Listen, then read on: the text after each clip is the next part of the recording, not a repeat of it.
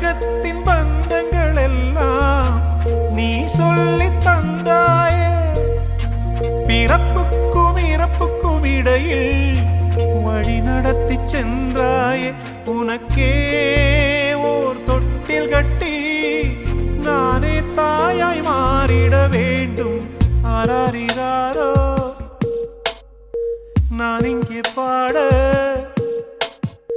தாயே நீ கண்ணுறங்கு, என்னோட மடி சாய்ந்து